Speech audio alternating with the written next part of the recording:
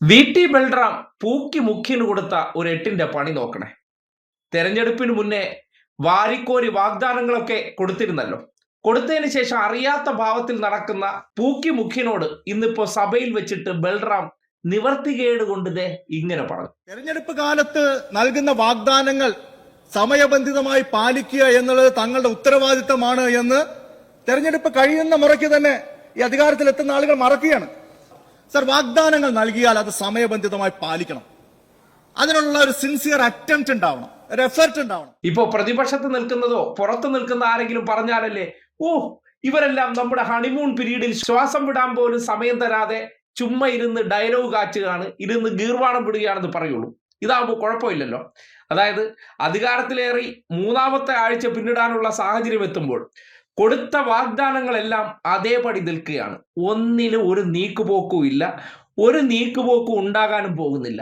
എല്ലാം ആ വയനാട് ദുരന്തത്തിൽപ്പെട്ട മനുഷ്യരുടെ പേരിൽ പിരിവെടുത്ത് കല്ലിട്ട് പോയ അവസ്ഥ തന്നെ വരുമെന്ന് ബൽറാമിന് കൃത്യമായി മനസ്സിലായി. അതിന്റെ അടിസ്ഥാനത്തിലാണ് ഇന്നിപ്പോ സഭയിൽ ഈ ഒരു ആവശ്യം തുറന്നു പറഞ്ഞിരിക്കുന്നത്. ഇത് കേൾക്കുമ്പോൾ നിങ്ങൾക്ക് എന്ത് മനസ്സിലാകുന്നുണ്ട്? സ്വന്തം പാർട്ടിക്കാർക്ക് തന്നെ വാഗ്ദാനങ്ങൾ കൊടുത്തിട്ട് അത് ഉടനടി കയറിയ ഉടനെ ആദ്യ ക്യാബിനറ്റിൽ നിങ്ങൾക്ക് എല്ലാം നടപ്പാക്കി തരുമെന്നാണ് പ്രഖ്യാപനം നടത്തിയിരുന്നത്. ആദ്യ ക്യാബിനറ്റായി, 2 ക്യാബിനറ്റായി, 3ആയി, 4ആയി, 5ആയി ക്യാബിനറ്റുകൾ ഇങ്ങനെ നിരന്തരം ചേരുന്നതല്ലാതെ ഒരൊറ്റ കാര്യത്തിലും തീരുമാനമാകുന്നില്ല. അങ്ങനെയാണ് ഇന്നിപ്പോ സഭയിൽ രേഖാമൂലം തന്നെ ബൽറാം ഇങ്ങനെ ഒരു ആവശ്യം ഉന്നയിച്ചത്. തലയിൽ ഒലക്ക വെച്ച് അടി കിട്ടിയ ഒരു അവസ്ഥയാണ് പൂക്കി മുഖ്യനുണ്ടായത്.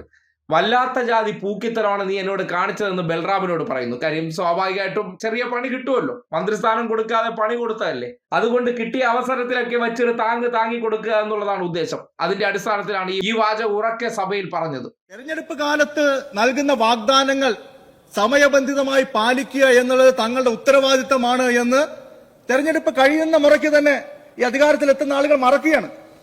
സർ, വാഗ്ദാനങ്ങൾ നൽകിയാൽ അത് സമയബന്ധിതമായി പാലിക്കണം.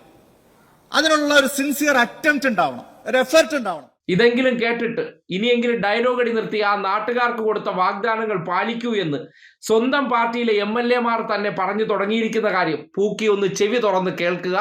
എന്നിട്ട് ബാക്കിയുള്ളവർക്ക് പ്രത്യേക സ്റ്റഡി ക്ലാസ് എടുക്കാൻ ഇറങ്ങുന്നതാണ് നല്ലത്. തെരഞ്ഞെടുപ്പ് കാലത്ത് നൽകുന്ന വാഗ്ദാനങ്ങൾ സമയബന്ധിതമായി പാലിക്കുക എന്നുള്ളത് തങ്ങളുടെ ഉത്തരവാദിത്തമാണ് എന്ന് തെരഞ്ഞെടുപ്പ് കഴിയുന്ന മുറയ്ക്ക് തന്നെ ഈ അധികാരത്തിലെത്തുന്ന ആളുകൾ മറക്കുകയാണ്.